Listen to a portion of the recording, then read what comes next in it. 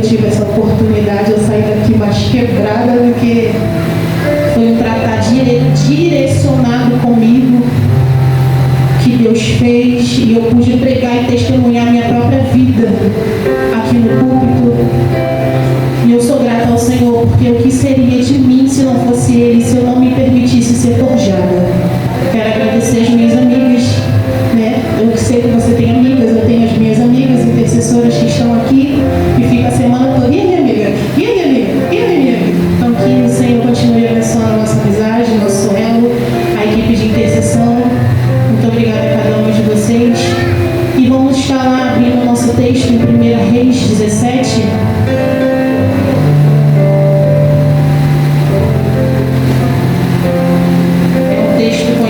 Uma história conhecida, a qual o Senhor permitiu, liberou para mim nessa noite.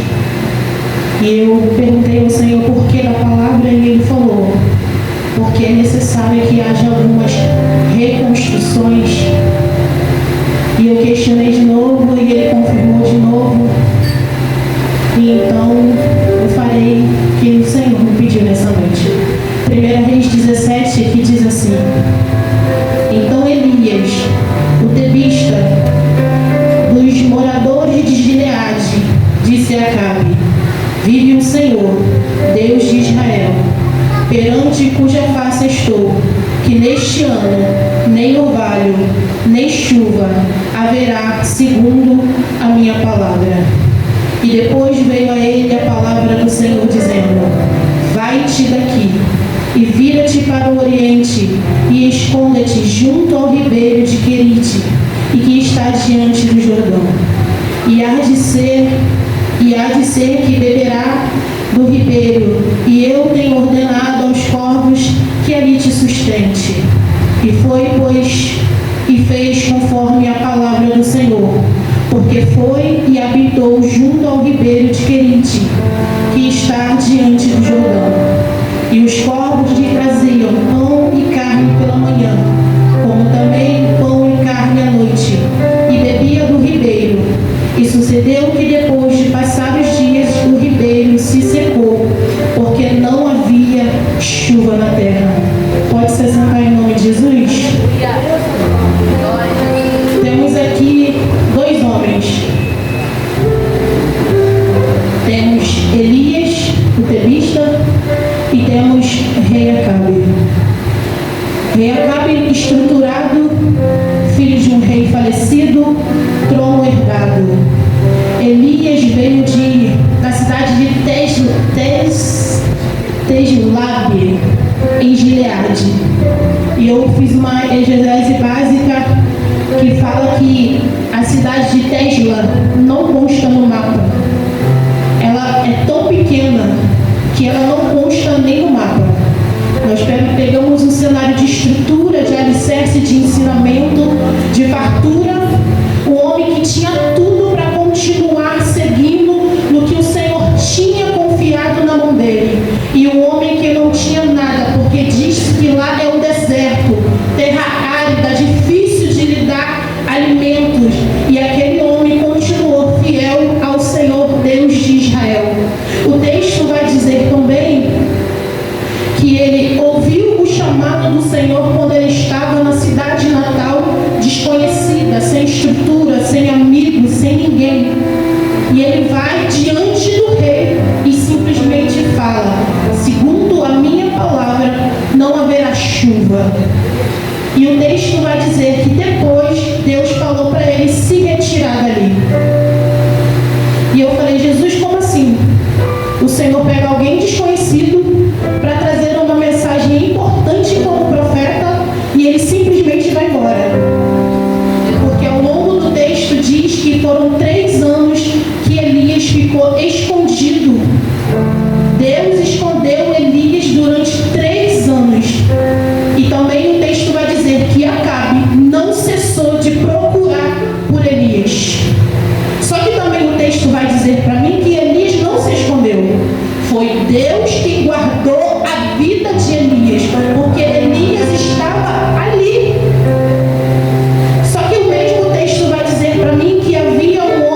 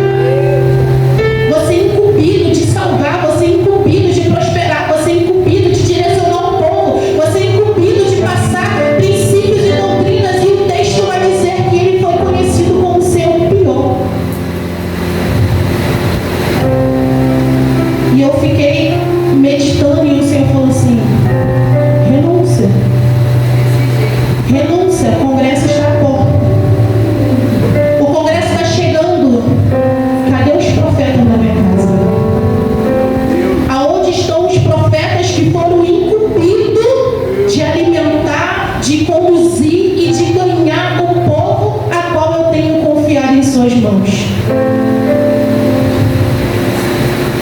A grande maioria daqui já conhece Jesus. A grande maioria daqui já tem experiências com Jesus e ainda assim fica esperando vir alguém do além com muita ênfase. Como a gente gosta de trazer pessoas de fora para trazer uma palavra, você começa a ser idólatra de profeta. Você não confia na terra que mana leite e mel.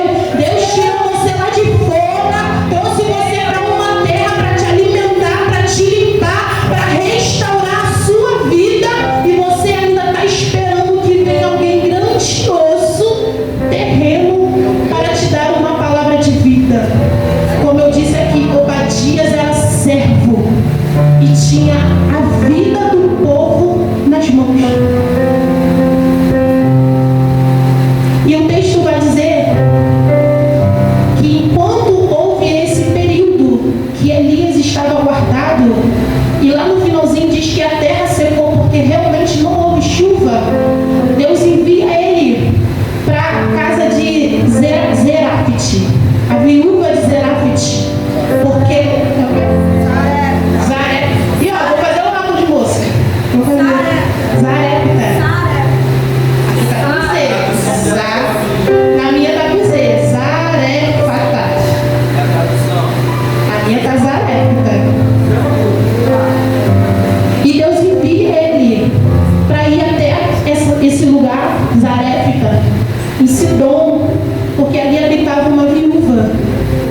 Ali habitava vida, ali habitava socorro, ali habitava alguém que, mesmo pequena, eu volto a dizer, pequena, Obadias, pequeno, ela entendeu que Deus tinha algo para fazer na vida daquele homem.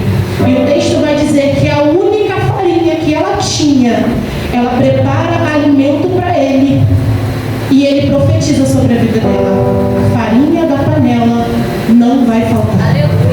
Mais uma vez, Deus enviando providência para quem estava à beira da morte. Mais uma vez, Deus pegando pessoas pequenas e enviando vida.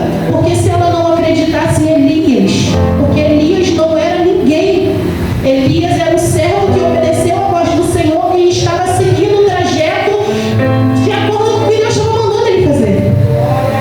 E aí ele passou esse período de tempo, o filho dela ficou enfermo, ele curou o filho dela, trouxe a vida, e o Senhor fala para Elias voltar e encontrar a cara. Irmão, se você sabe que você está para morrer, se você sabe que você está para morrer, você vai voltar para o lugar onde você sabe que certamente morrerá? É difícil. Mas aí ele volta e encontra Obadias no meio do caminho, porque estava Obadias e Acabe procurando por Elias.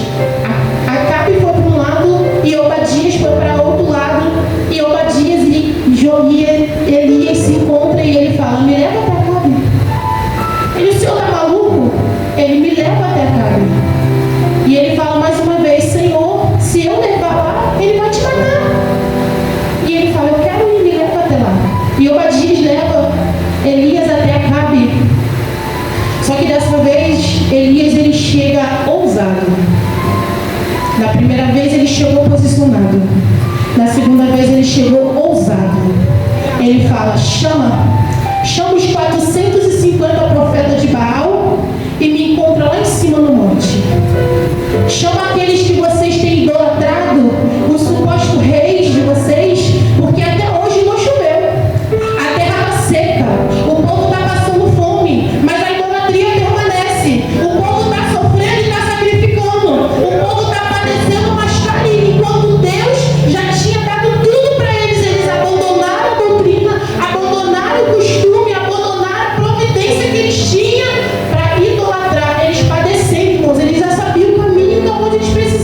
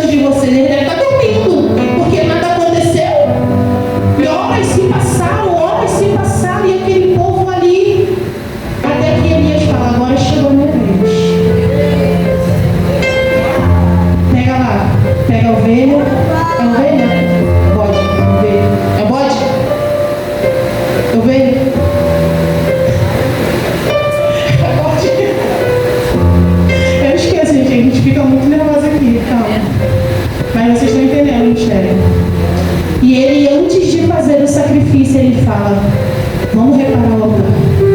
Porque ali um veio, nada aconteceu. O outro veio, nada aconteceu. E o altar já estava todo desgastado, irmão.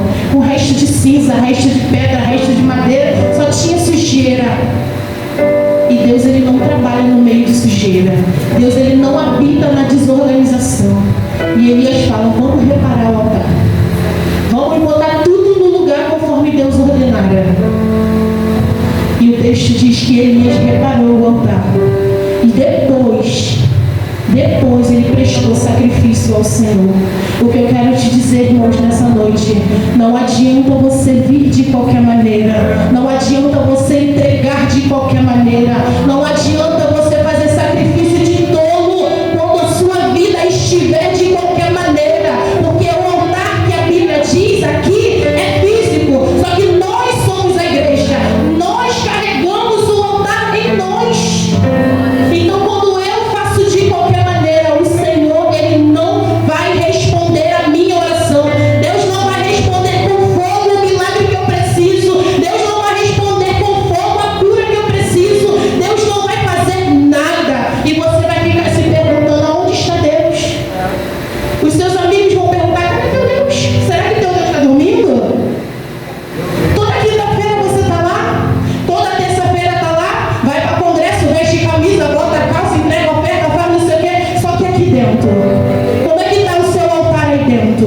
Como é que está a sua sinceridade diante do Deus vivo? Será que você já tirou a cinza? Será que você já removeu o que está no oculto, o que está no escondido? O nosso congresso é: sem renúncia não há avivamento. Não adianta você querer ser avivado se você não limpar o altar que está dentro de você. Estamos no 4º mês do ano. Como está a tua vida até o dia de hoje? Como que está a sua entrega diante do altar até o dia de hoje? Nós, como igreja, como o pastor costuma dizer, os irmãos estão dirigindo, a gente olha para baixo e a gente consegue ver o cenário da igreja. Tem pessoas que estão sorrindo, mas e por dentro? Pode me enganar, pode enganar o diácono, pode enganar os pastores, mas e a Deus? Como que tem sido a sua trajetória até o dia de hoje? Porque para surgir um Elias na tua vida, Acabe precisa sair. Para que Elias reine, o espírito de Acabe tem que sair. Deus, ele não vai habitar. Deus, ele não vai responder. Você pode vir aqui 7 quinta-feira, 30 quinta-feira, 19 quinta-feira, não vai acontecer nada na tua vida. Você vai ser só um frustrado na presença do Senhor. Ali haviam homens e homens e homens que se prostravam a Baal, enquanto Elias era obedecendo e ouvindo a voz de Deus. Não se preocupe se você tem pessoas que caminham contigo. Se preocupa se você está ouvindo a voz do Senhor direcionando você ao caminho certo. Porque não adianta você ter pessoas do teu lado que tiram você da onde Deus quer colocar você. Parece que vai morrer. Parece que vai faltar. Mas o texto diz que Deus deu ordem aos corvos. Irmão, se for para ele enviar um morador de rua para suprir a tua necessidade, ele vai fazer. Tivemos aqui um testemunho da irmã Jéssica, vindo do trabalho, uma senhora encontrou com ela e liberou a palavra para ela: tira o teu passaporte. Uma senhora que ela nunca viu, e Deus falou: eu tenho algo para fazer na sua vida, vai e tira. Na mesma hora ela entendeu que era Deus. O passaporte está na mão dela. Ela não sabe qual vai ser o tempo. Pode ser o tempo presente como pode ser tempo futuro.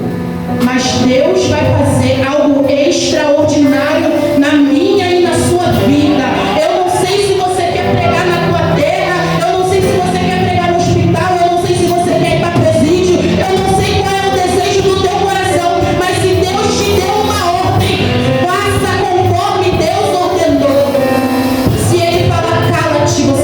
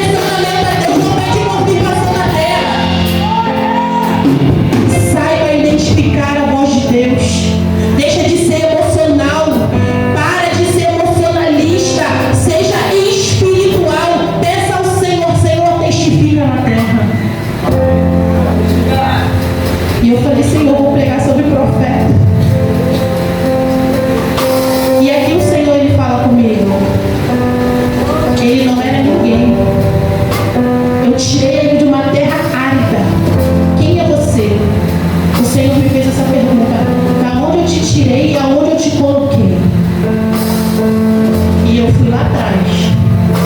Eu falei, é verdade, Jesus, o Senhor me confiou algo valioso. E eu ainda não estou me colocando da forma que o Senhor quer. Quantas pessoas precisando da palavra a qual Deus tem confiado na minha mão e eu me acovardando para não fazer o need do Senhor. Se Elias não escuta Deus falar com ele, o que seria daquele povo se Elias se cala? O que teria acontecido, irmãos? Seria mais uma nação destruída, seria mais famílias destruídas, seria mais jovens corrompidos. Naquele tempo era campo de guerra. A nossa guerra hoje é diferente. São filhos na homossexualidade, são filhos no tráfico, são maridos indo pro crack, mulheres indo pro crack. Antigamente era difícil você ver mulher no crack, ver mulheres cheirando cocaína. Hoje em dia você vê mãe de família abandonando casa e largando seus filhos, idolatrando uma pedra de crack. Porque eu me acovardo quando eu vou falar com essa mulher. Porque eu acho que eu não tenho competência de falar de Deus para essa mulher. Quem eu sou? Eu não sou digna nem de achar nada, irmão. Porque o Senhor me escolheu. E uma vez que Ele me escolheu, eu sou serva. Eu tenho que obedecer aquilo que Deus tem falado comigo. Essa semana aconteceu algo na minha vida que eu falei, eu ia pra ficar quieta e eu falei assim, acabou. Nem acabou. Mas sabe por quê?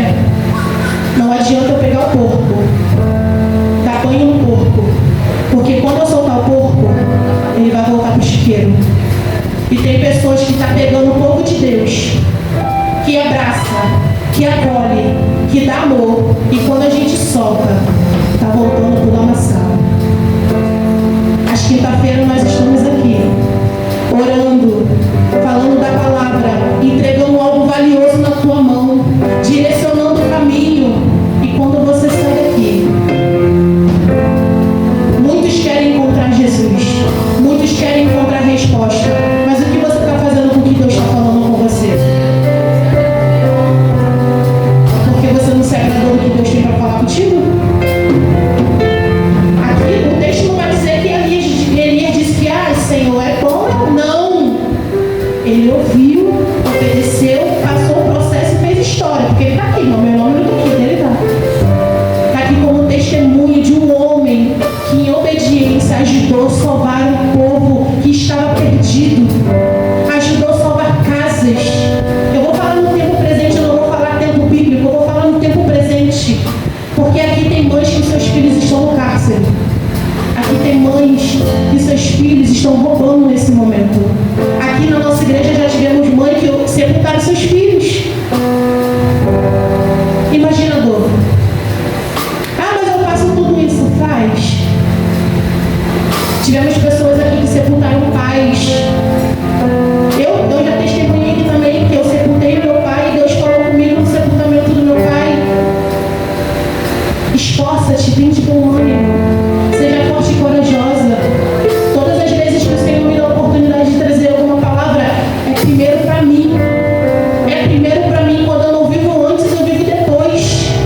E essa Bíblia aqui é a Bíblia que era do meu pai. Quando eu peguei ela para estudar, eu achei uma carta. Isso aqui é uma carta que eu fiz pro meu pai no dia do velório dele. Como eu chorei lendo essa carta. E o Senhor falou, seja forte, seja corajosa, porque eu confiei algo na tua mão. Eu não sei quantos vão receber, mas não cesse, não cesse nos seus lábios. Fala exatamente o que eu estou mandando você falar. Reconstrua o seu altar, reconstrua a sua história, reconstrua a sua família, reconstrua o seu ministério. Você pode parecer estar sozinho, mas o Deus de Israel que te mandou, que te chamou pelo teu nome,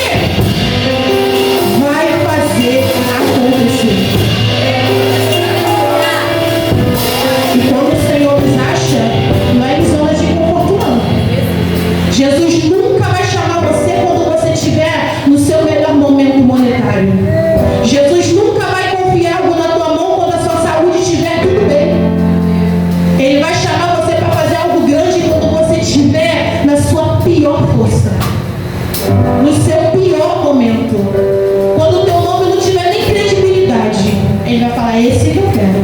Porque terão que ver que eu sou Deus da vida dele.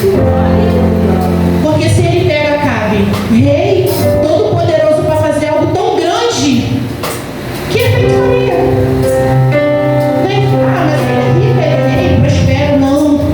O improvável.